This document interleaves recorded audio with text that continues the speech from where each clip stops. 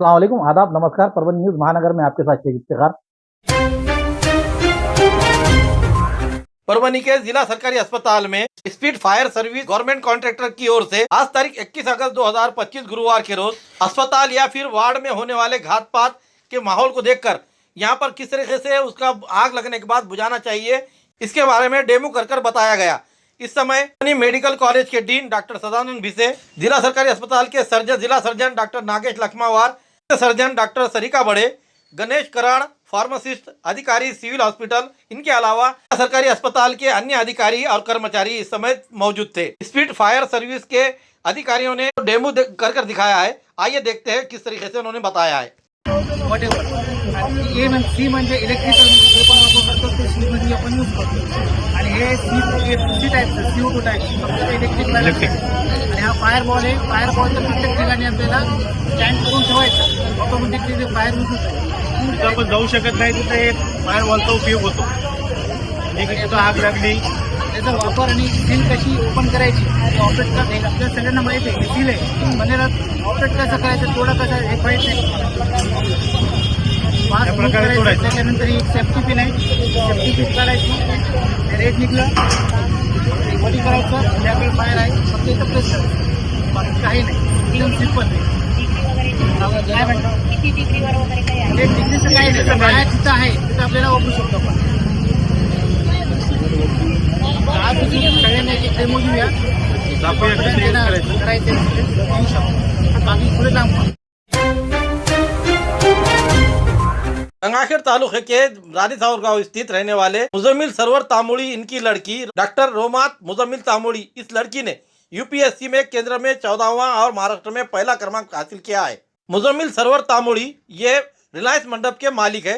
उसी के कारण परभनी जिला Maharashtra tent dealer welfare organization संलग्न परभनी जिला मंडप एसोसिएशन की ओर से आज तारीख 21 अगस्त 2025 गुरुवार के रोज गंगाखेड़ तालुके के रानी सावर गांव स्थित रहने वाले रिलायंस मंडप के मालिक मुजम्मिल सरवर तामुड़ी और उनकी लड़की डॉक्टर रोमा मुजम्मिल तामुड़ी का भव्य सत्कार किया गया। मैं एसोसिएशन के जिला अध्यक्ष मिनाज फारूकी, उपाध्यक्ष शंकर मामा तोड़कर, क्यू शेख इफ्तिखार, सलाहकार जवाहर पदम गिरवार, मोहम्मद जावेद, अहमद खान, यासीन भाई, गंगाखेड़ के शार्दिल भाई, अब्दुल भाई, अलीम भाई, एसोसिएशन के पदाधिकारियों ने मिलकर मुजम्मिल सरवर और डॉक्टर रोमा मुजम्मिल इनको शाल और फूलों की मालाएं पहनाकर मिठाई खिलाते हुए मुबारकबाद देकर दुआओं से नवाजा। परभनी जिले के रहने वाले सरकारी वकील इन्होंने बीड़ जिले के वड़वनी कोर्ट में अपने आप को फांसी लगाकर आत्महत्या कर ली है, जिसके कारण परभनी जिले से लेकर बीड़ जिले में खलबली मची हुई है। इस बारे में अधिक जानकारी यह है कि परभनी तालुके के इंदेवाड़ी के रहने वाले विनायक चंदेल वकील है, इन्होंने बीड़ जिले के वड़वनी न्यायालय में फंदा लेकर आत्महत्या करी। आत्महत्या करने की वजह क्या थी, इसके बारे में उन्होंने एक चिट्ठी लिखी हुई है और इस चिट्ठी को लेकर पुलिस अपने संदिग्ध में रखी हुई है। इसको लेकर इनके परिजनों का यह कहना है कि ये चिट्ठी का खुलासा किया जाए और सीबीआई की ओर से जांच की जाए, दूध का दूध और पानी का पानी और इंसाफ मिल सके, ऐसी मांग उनके परिवार ने की है। पेशे से वकील रहने वाले इस वकील ने अपने आप को गले में फांसी का फंदा अटकाकर आत्महत्या करने की वजह क्या हो सकती है, इस बात को लेकर चर्चा का माहौल बना हुआ है। माझं नाव विश्वजित विनायक चंदेल, मयत व्यक्तीचा मुलगा. माझी एवढीच मागणी शासनाकडे की जी माझ्या वडिलांच्या खिशामध्ये सुसाईड नोट जी सापडली, त्या सुसाईड नोटनुसार योग्य ती कारवाई, उच्च पातळीवरली कारवाई, SIT, CBI अशा प्रकारची उच्च पातळीची कारवाई करून मला व माझ्या कुटुंबाला, माझ्या वडिलांना न्याय मिळवून द्यावा. कारण ही गोष्ट साधी नाही की आपण ज्या ठिकाणी न्याय मागायला जातो त्याच ठिकाणी घडलेली ही घटना आहे. खुद्द न्यायालयामध्येच घडलेली घटना आहे ही. त्यासाठी सरकारकडे एकच मागणी आहे की मला, माझ्या कुटुंबाला न्याय मिळवून द्यावा.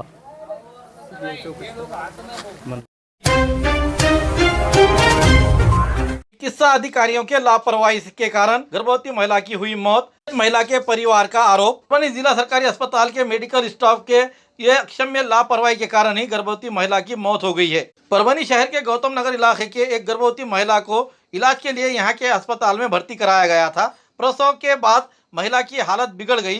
विशेषतः पाँव में मुंगिया आ गए, उसके तमाम शरीर में ठंड बजने लगी और उसका शरीर ठंडा पड़ गया, उसे सांस लेने में तकलीफें होने लगी। हालांकि ये बातें चिकित्सा अधिकारियों के ध्यान में लाई गई, लेकिन उन्होंने इसकी ओर ध्यान नहीं दिया, जिसकी वजह से ये गर्भवती महिला की मौत हो गई है। मृत महिला के परिजनों ने हमारे न्यूज परभणी महानगर से बात करते हुए जो आप बीती सुनाई है, आइए जानते हैं उन्होंने क्या कहा। जेव्हा मी आले होते तेव्हा BP तिचा कमी होता, रुपाली दीदीचा। त्याच्यानंतर त्यांनी इंजेक्शन ओरॅड दिले होतं, म्हणजे 0.5 चालू होतं, त्यांनी 20 केलं, मग BP नॉर्मल आला होता। मग BP नॉर्मल आल्याच्यानंतर त्याच्यानंतर ती असं तिचा आवाज म्हणजे बंद झाला, बोलू लागली पण आवाज येत नव्हता। मुके लेकरं कसे बोलतात तसं बोलत होती। त्याच्यानंतर तिला जास्त त्रास झाला, हातपाय वाकडे करत होती आणि तिला श्वास घ्यायला पण त्रास होऊ लागला त्या इंजेक्शनाच्या नंतर, इंजेक्शन नोराईडच्या नंतर। असं माझी चुलत बहीण रुपाली अजित लांडगे तिला रात्री डिलिव्हरीसाठी ॲडमिट केलं असता तिची 3-3:30च्या दरम्यान डिलिव्हरी सिझर झालं। डॉक्टरांनी मला तर वाटते कुठल्याही प्रकारचे त्याचे रक्त वगैरे तपासणी केले नसताना ते डिलिव्हरी झाल्याच्या नंतर तिची तब्येत हळूहळू बिघडत जाऊ लागली। वारंवार डॉक्टरांना सूचना देऊ लागले, स्टाफच्या कर्मचाऱ्याला सूचना देऊ लागला अजित लांडगे हा, परंतु डॉक्टरने त्याच्याकडे दुर्लक्ष केलं आणि नंतर पेशंटची जास्त परिस्थिती खालावल्याच्या नंतर तिला सिव्हिल हॉस्पिटल सामान्य रुग्णालय परभणी येथे ॲडमिट केलं ICUमध्ये। तिथंसुद्धा डॉक्टरांनी पाहिजे तसं ट्रीटमेंट नाही केलं आणि योग्य वेळी तिला ट्रीटमेंट न भेटल्यामुळं डॉक्टरांच्या हलगर्जीपणामुळे तिचा मृत्यू झालेला आहे। माननीय परभणी जिल्ह्याच्या पालकमंत्री मेघनाताई बोर्डीकर ह्या आरोग्यमंत्री आहेत, त्यांनासुद्धा मी आवाहन करतो की त्यांनी तात्काळ सिव्हिल हॉस्पिटलच्या या गलथान कारभारावर लक्ष द्यावं व संबंधित जे डॉक्टर आहेत ज्यांच्या दुर्लक्षपणामुळं आणि दुर्लक्ष केल्यामुळं पेशंट दगावलेला आहे त्यांच्यावर तात्काळ कायदेशीर कारवाई करावं अशी मी त्यांना विनंती करतो। अन्यथा परभणीचे तमाम बौद्ध समाज हा रस्त्यावर उतरल्याशिवाय राहणार नाही आणि आंदोलन केल्याशिवाय राहणार नाही। तरी डॉक्टरांवर तात्काळ निलंबनाची कारवाई करून चौकशी समिती नेमण्यात यावी अशी मी त्यांना विनंती करतो। सिव्हिल सर्जन आणि डीन हे येऊन गेलेत, घटनास्थळी पाहणी करून गेलेत, परंतु त्यांनी तात्काळ डॉक्टरावर लक्ष द्यायला पाहिजेत। या परभणीमध्ये पेशंटला थोडंही काही झालं तर नांदेड नाही तर औरंगाबादला रेफर केल्या जातं आहे आणि इथले जे काही सर्जरी आहेत त्या सर्जऱ्या करत असतानासुद्धा डॉक्टर त्यांना बाहेरच्या मेडिसिन वगैरे आणायला लावतात आणि सिव्हिल हॉस्पिटलचं मेडिसिन वापरतात आणि परत या सिव्हिल हॉस्पिटलचं जे मेडिसिन पेशंटनं आणलेलं पेशंटच्या नातेवाईकांनी परत मेडिकलवर वापस केल्या जातं आहे, याचीसुद्धा सविस्तर चौकशी व्हायला पाहिजेत आणि संबंधित डॉक्टरवर तात्काळ निलंबनाची कारवाई करून चौकशी करण्यात यावी। रात्री 1:30च्या सुमारास जिल्हा महिला रुग्णालयात मामाच्या मुलाच्या मिसेसला ॲडमिट केलं। त्यानंतर 3:30 वाजता डिलिव्हरी झाली, सिझरिंग झाली। त्यानंतर सिच्युएशन चांगली होती, थोडं भूल उतरल्यानंतर रुपाली बोलायला लागली, थोडंसं बोलली, नंतर तिला थंडी वाजायला आली। त्यानंतर स्टाफला आणि डॉक्टरांना सांगितलं की बाबा तिला थंडी वाजून येईल, ते म्हणले सिझरमध्ये होतच असतं आहे, पायाला मुंग्या यायल्यात, ते म्हणले ते होणारच आहे। त्याच्यानंतर तिच्या पायाला मुंग्या आणि हे खूप वाढलं, अंग खूप थंड झालं। यांनी 7 ते 8 वेळेस डॉक्टरांना आणि स्टाफला सांगितलं की बाबा अंग खूप थंड झालं, तरी त्यांनी खूप दुर्लक्ष केलं। डॉक्टर आणि स्टाफच्या हलगर्जीपणामुळे एका मुलीचा अमानुषपणे बळी गेला।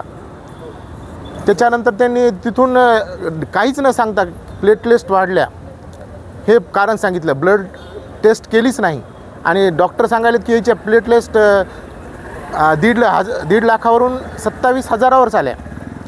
निव्वळ म्हणजे असे उडवाउडीचे उत्तरे डॉक्टर देऊ लागले। रुग्णालयातून इकडं शिफ्ट केलं जिल्हा रुग्णालयात, पूर्ण इन्फेक्शन झालं। नंतर तिची दातखिळी बसण्यात आली आणि डॉक्टरने तिला वेंटीवर चढवतो आम्ही असं म्हणून सांगितलं आम्हाला। वेंटीवर चढवल्यानंतर डॉक्टरांनी 15 मिनटात आम्हाला सांगितलं की बाबा आता हिचे हार्टबीट काम करत नाहीत, ही मयत झालेली आहे। ह्याच्यामध्ये पूर्ण डॉक्टर आणि स्टाफ ह्याचाच पूर्ण दोष आहे। त्यांनी जर 1 घंटा आधी जर थोडी ट्रीटमेंट चालू केली असती तर म्हणजे ही घटना घडलीच नसती। शादी वलीमा कंदोरी व अन्य प्रोग्राम्स के लिए एक ही नाम डायमंड हॉल। डायमंड नाम की तरह बिल्कुल चमकदार और नायाब। पानी, लाइट, सफाई और पार्किंग का पूरा ख्याल। बड़े और खुशनुमा हॉल, लेडीज और जेंट्स के लिए अलग अलग रास्ते, सेपरेट लेडीज हॉल। बुकिंग के लिए संपर्क करें Mohammad Mubashir, mobile number 9175014673, 9975419852। Address दरगाह के करीब, परभनी। सेलू तालुके के राजेवाड़ी स्थित पुल पर बाढ़ के पानी में बह गए मारुति रामबो हरकड़, उम्र 50 साल, निवासी वालूर। उसी के साथ साथ गुरुवार के सुबह करीब 9:30 बजे पुल से महज 100 मीटर की दूरी पर छब्बू राव श्रीरंगराव जावड़े, उम्र 45 साल, गुलखन, इनका शव मिला है। लोअर दुधना परियोजना से दुधना नदी के जल भारी मात्रा में पानी छोड़ा जा रहा है, जिससे दुधना नदी में बाढ़ आ गई है। राजेवाड़ी स्थित पुल के ऊपर से बाढ़ का पानी खतरनाक तरीके से बह रहा है। इसके बावजूद 2 पहिया वाहन सवारों ने बाढ़ के पानी से पुल पार करने की कोशिश की। दुर्भाग्य से दोनों बाढ़ में पानी में बह गए। प्रत्यक्षदर्शियों ने दोनों को बचाने की काफ़ी कोशिश की थी, लेकिन उनकी कोशिशें नाकाम रही। सेलू के महसूल मंडल यानी कि राजस्व और पुलिस और आपातकालीन विभाग की टीमों ने मंगलवार के रात तक उन्हें तलाश की अभियान जारी रखा था। नदी के दोनों किनारों के गाँवों को ग्रामीणों ने भी पूरी कोशिश की। 18 घंटे तलाश के बावजूद बुधवार को हड़कड़ का शव मिला, जबकि जावड़े का शव 40 घंटे की तलाश के बाद आज गुरुवार को मिला है। इन दोनों ग्रामीणों की मौत से गहरा शोक व्याप्त हुआ है। जिंतूर ग्रामीण अस्पताल के सुरक्षा व्यवस्था की ढिलाई एक बार फिर उजागर हुई है। मंगलवार रात अस्पताल के ईसीजी विभाग में बिस्तरों पर कुत्ते बैठे दिखाई दिए, जिससे मरीजों और उनके परिजनों में दहशत का माहौल बन गया। इससे अस्पताल प्रशासन पर सवालिया निशान और गहरा हो चुका है। ये जानकारी जब सामने आई, एक मरीज ईसीजी कराने के लिए पहुंचा। डॉक्टर ने उसे संबंधित विभाग में भेज दिया, लेकिन जैसे ही वो विभाग में दाखिल हुआ, बिस्तर पर कुत्तों को बैठा देखकर वो डर गया।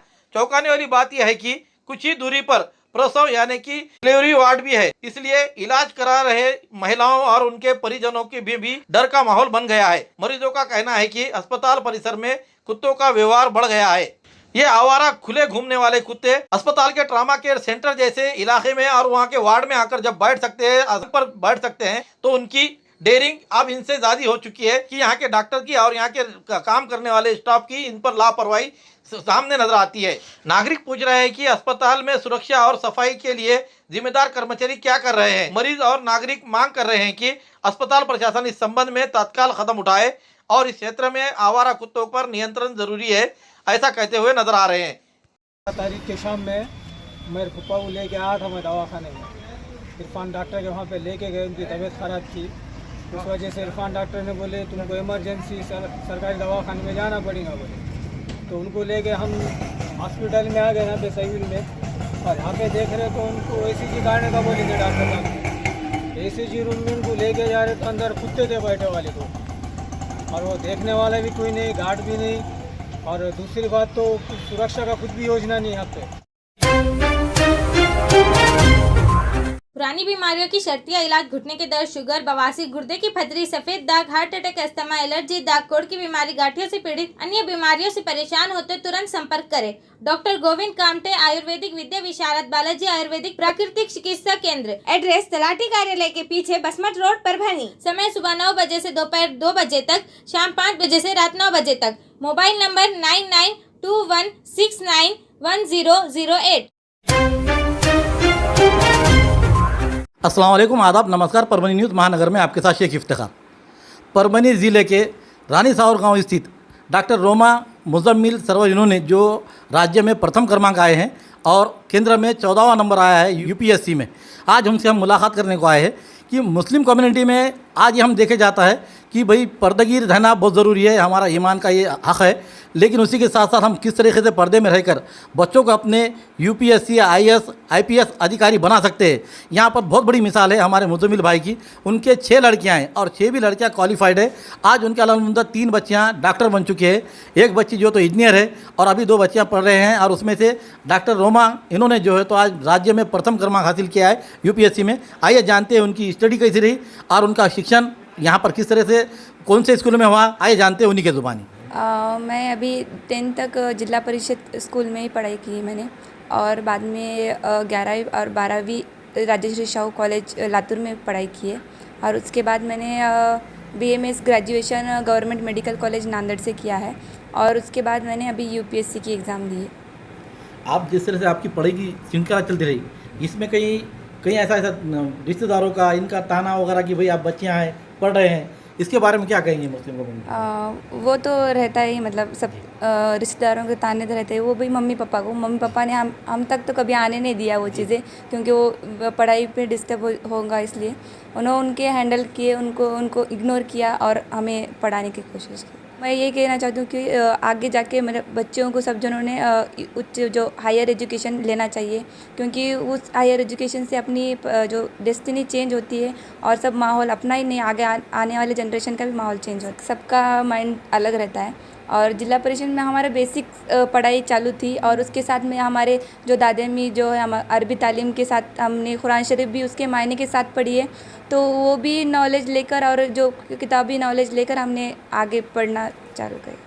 और जो लोग कहते हैं कि भाई मुस्लिम कम्युनिटी के बच्चे पढ़ नहीं सकते, ये उनके लिए मुंह पर तमाचा है मुजम्मिल भाई का कि जो 6 लड़कियां होने के बावजूद उन्होंने इतने बड़े अहदे पर उन बच्चियों को ले गए और बच्चियों ने भी किस तरीके से उनका सर ऊंचा किया है, आए जानते हैं उन्हीं के ज़ुबानी। मुजम्मिल साहब, जिस तरीके से बच्चियाँ पढ़ रहे हैं और आपके बच्चों ने जो तो काबिल तारीफ़ काम किया है, आपने उनके पीछे जो आपने जो सरपरस्त रहकर पूरी तरीके से दीन इस्लाम के साथ उन बच्चियों को दुनियाई तालीम दी है, ऐसे हमारे जो माता पिता है जो कहते हैं कि भाई बच्चियों को तालीम नहीं देना चाहिए, उनके लिए आपकी शिक्षा क्या रहेगी?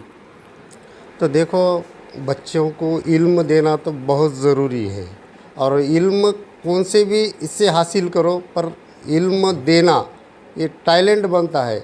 और क्योंकि भाई मुस्लिम अपने बिरादरी में लोगों में पढ़ाना नहीं, ऐसा नहीं, पर हमारे बच्चियों को कुरान शरीफ, नमाज, रोज़े इसके पूरे पाबंद रहते हुए पढ़ाई की है और ये मुकाम पे पहुँचे हैं। तो बच्चियों के लिए माँ घर में सब में बड़ा टीचर होती है और उसके बाद बाप तो कमाई में रहता है, लेकिन माँ का बहुत बड़ा अधिकार होता है। लेकिन आपने दोनों पहलू संभालते हुए आज बच्चियों को पूरी तरीके से तालीम दी। इसके बारे में जो लोग कहते हैं, जिसके कहना ये रहता है कि भाई आज नहीं, बच्चियों ने 10वीं तक पढ़ लिया और अरबी की कुरान शरीफ आ गई, इसके बाद ख़त्म कर दिए, इन लोगों को आप क्या कहेंगे? देखो, मैं अब एक मिसाल देने के तौर पे मैं एक बताता हूँ। मेरी बच्ची सिफाना तंबोली MBBS MD स्त्री रोग तज्ञ है और वो उमरगा गवर्नमेंट को एक मेडिकल ऑफिसर है। तो कहने का मतलब ये कि उसके पास गवर्नमेंट गाड़ी, उसके घर पे पकाने लेडीज़ ये वो, उसको ऐसा कौन सी काम करने की ज़रूरत नहीं, और नौकर चाकर सब है और उसको ऑलरेडी एक डाइनिंग टेबल पे खाना आता है। उन्होंने एक दुनिया देखी है और एक तुमको बोलता हूँ एक खिदमत, डॉक्टर लाइन में, आरोग्य विभाग में एक खिदमत करने का एक मौका मिला है। जैसे आप ये बात बताएं कि भाई ये दूसरे जो लोग हैं जो कहते हैं कि भाई 10वीं के बाद तालीम छोड़ दीजिए, आपके 6 लड़के एक भी लड़का नहीं और 6 लड़कियों को आपने लड़कों की तरह और पूरी तरीके से जो तो कि कामयाबी के साथ आपने जो तो यहाँ पर मुकम्मल कामयाबी हासिल की है, इसके बारे में जो जिसके पास 2 लड़कियाँ 1 लड़का, उनको आप क्या संदेश देंगे? देखो भाई, बात ऐसी है, तुम 10वीं 11वीं पढ़ाने के बाद बच्चों का एक रिश्ता जमाते हैं और रिश्तेदार भी बोलते हैं भाई इधर का रिश्ता अच्छा है, उधर का रिश्ता है, अपनी बच्ची का वज़न कम कर डालो, शादी कर डालो, हाथ पीले कर डालो।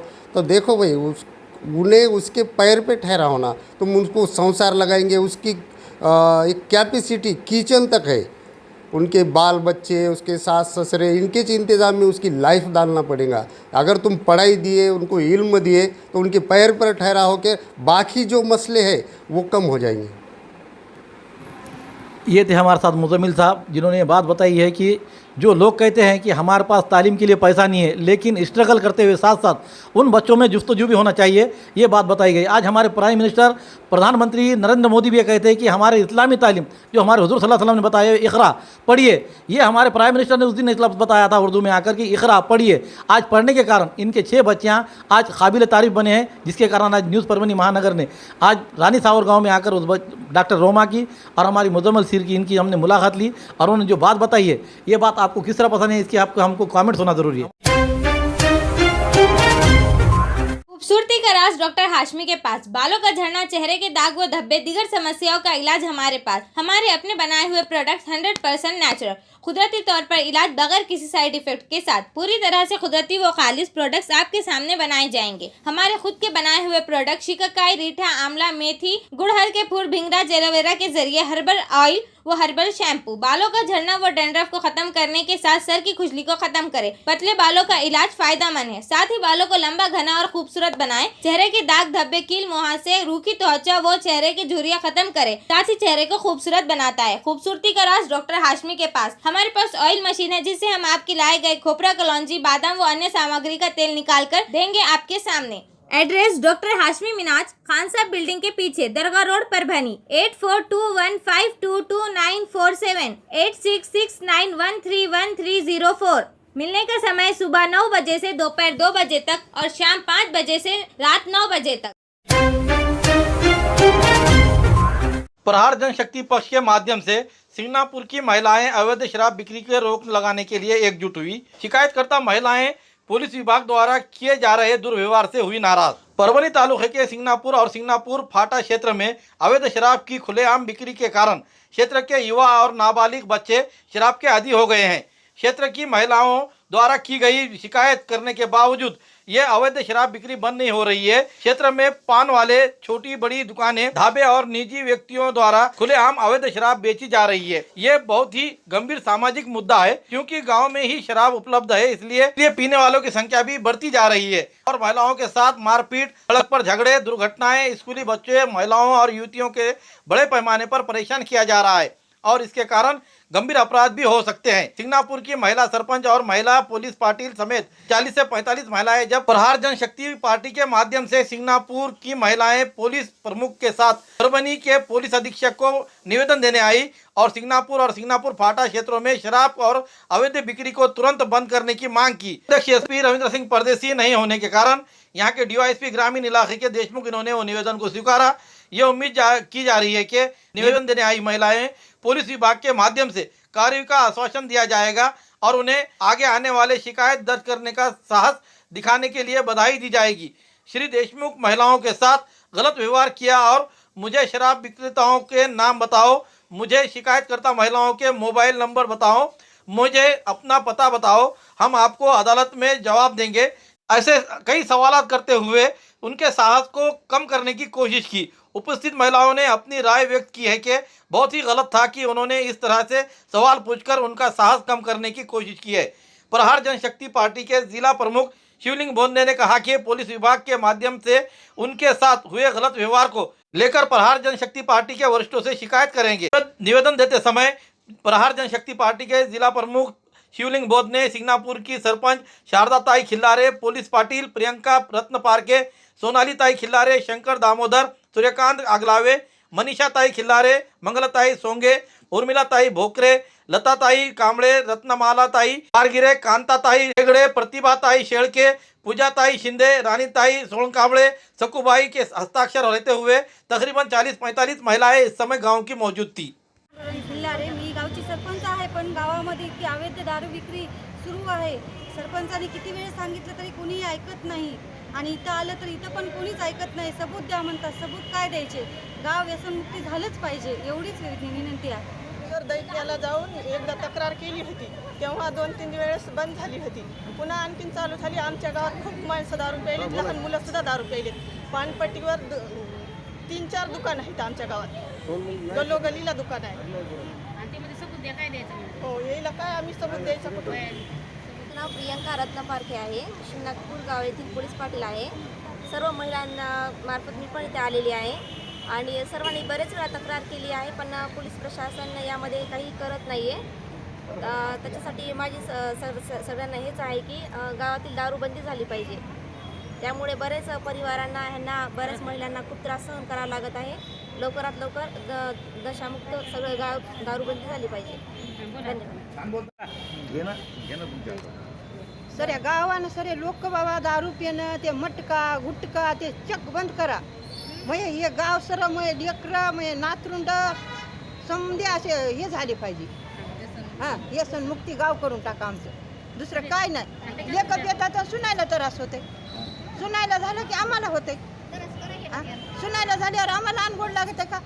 आम्ही उपाशी झोपतो, त्या पोरी उपाशी झोपल्या की आम्ही उपाशी। कसं करायचं मग इथं आलं तर सबूत द्या, त्याचे नाव आम्हाला माहित आहेत का? कोण दारू पाडी कोण इकायले आम्ही त्याचे नाव सांगू शकत नाही. तुम्ही या, तुम्ही त्याचे नाव बघा आणि त्याला काय करायचं तर करा. हां. परभणी तालुक्यातील सिंगणापूर येथे दारूनं त्या गावाचं वाटोळ झालं आहे. त्या गावामध्ये अवैध दारू विक्री मोठ्या प्रमाणावर चालू आहे.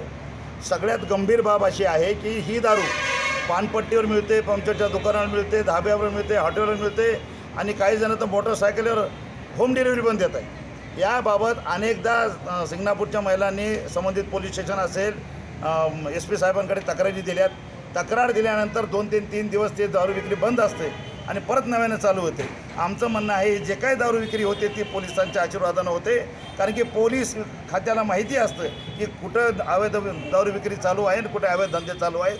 याबाबत तक्रार देऊनही काहीही कारवाई होत नसल्याने आज ह्या सगळ्या महिला प्रहार जनशक्ती पक्षाच्या माध्यमातून माननीय पोलीस अधीक्षक साहेबाला भेटायला आल्या होत्या, परंतु ते न भेटल्यामुळे अप्पर पोलीस अधीक्षकांशी आमची चर्चा झाली आणि त्यांनी आम्हाला आश्वासन दिले की आम्ही कारवाई करू. परंतु सुरुवातीला ते आम्हाला पुरावे वगैरे ह्या सगळ्या गोष्टी मागत होते. त्यांच्याकडे सगळे पुरावे असतात, त्यांना सगळी माहिती असते. असं असतानाही पोलीस प्रशासनाने ज्या पद्धतीनं आम्हाला ट्रीट केलं ते अत्यंत चुकीचं होतं आणि ते वेदनादायी होतं.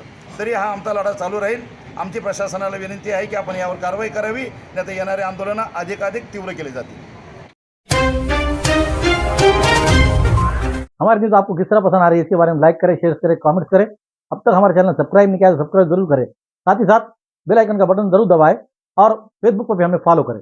Subscribe now and press the bell icon. Never miss an update.